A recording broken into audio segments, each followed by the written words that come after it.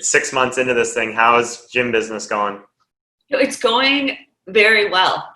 We've been very profitable. I would say, honestly, we've gotten leaner as far as fixed expenses, variable expenses, just because I feel like everything with the shutdown and the coronavirus gave us that permission to make a couple more of those cuts and, cut the fat, let go of some things that just weren't really serving us as a business.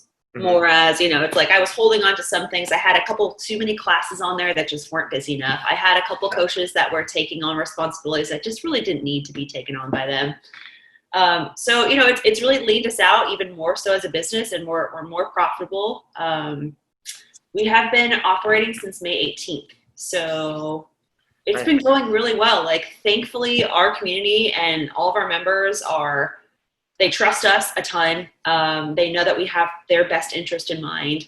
So they 100% just, went along with everything that we have. We were so communicative over the shutdown, coming back after, what our plans were when we're going to open.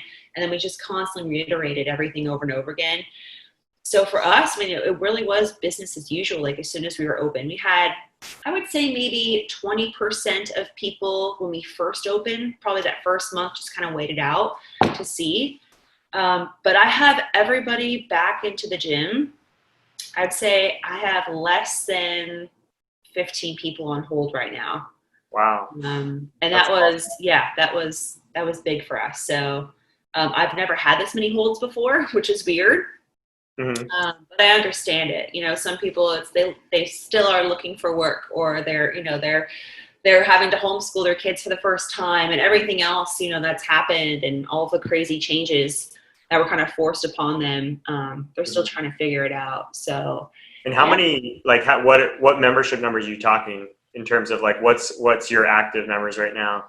Right now, as far as paying recurring, we have just over 200. We were at pretty close to 240, I think, somewhere between 230 and 240. And we were able to keep everybody, for the most part, recurring over, the closure. We were closed for, I think it was 10 weeks, 9 or 10 weeks. And we just immediately pivoted everybody to online. So we were very careful in our messaging, and we were very careful to say that we were just transitioning to online. We were transitioning to virtual. We really stayed away from the word closure, not operating. We just put this really positive spin on it. We were adapting our services to the needs of our clients.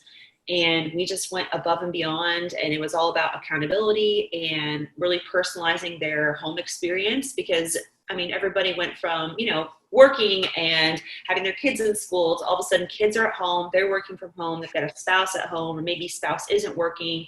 There's just so many layers of stress and complexity that were added to people's lives really fast.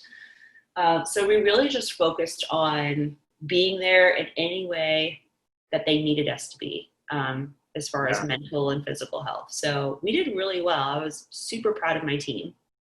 I love how you paid so much attention to the language, and I think it's cool, not just from a business perspective, but from the client staying engaged and keeping up with their health over that time. That word pivot it's taking away some of that out for them to just stop doing what they're doing and thinking it might be a 2 or 3 week thing, and keeping them engaged throughout. So I thought that's awesome. Are you doing anything, are you literally back to business as usual? Nothing you're doing is remote based? That would be different from 6 months ago? Well, we have now an additional stream of revenue. So on top of, we pivoted our clients to online when we were forced to close. We didn't speak about that. We just said, no, everybody's online, everybody's virtual. It's work from home time. And so when we're able to provide in-person services again, there were still some people who wanted to take advantage of staying at home, whether their drive was no longer convenient because they weren't going back into the office. They lived 45 minutes away, but they worked, or they did work, 10 minutes around the corner from the gym. It just wasn't an option for them when we first opened. So we had quite a few people, I'd say for the first month and a half, continue with virtual. Some people were totally comfortable coming right back in. They were waiting, counting down the days for us to open our doors to come back into the gym. And then there are quite a few people, I would say about 40 or so, that continued with either fully virtual and remote, or did a combination of virtual, and in person. So they come into maybe 3 days and they do 2 to 3 home workouts.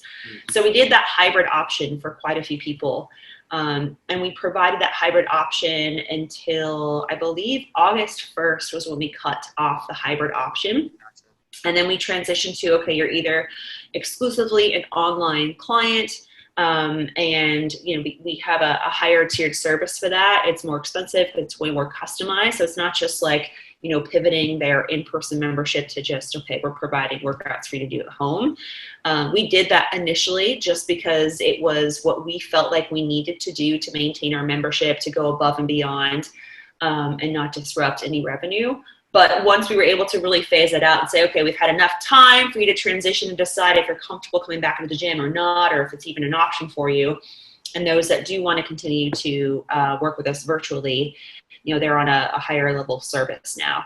But even since then, we were able to acquire new customers into our remote services. And so now that's another stream of revenue that we have, which is great. And we're continuing to learn how to expand that, to get the messaging right for that. Because acquisition is a little bit different when you're talking about getting online or remote clients.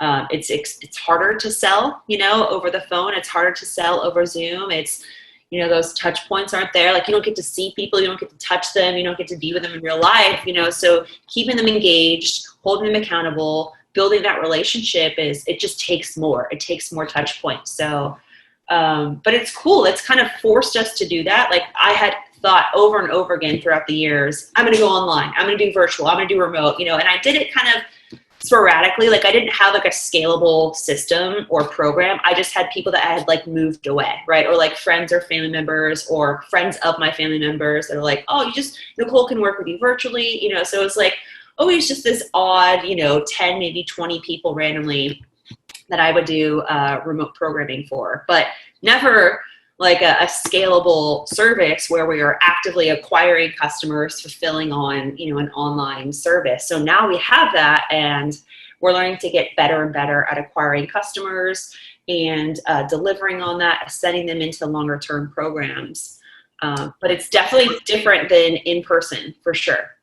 Thank you guys for listening to this clip of the 7 Figure Box Show. If you enjoyed this video, please do us a huge favor and smash the like button below and subscribe to our channel.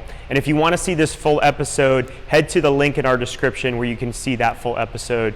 Again, thank you for watching, and we'll see you on the next one.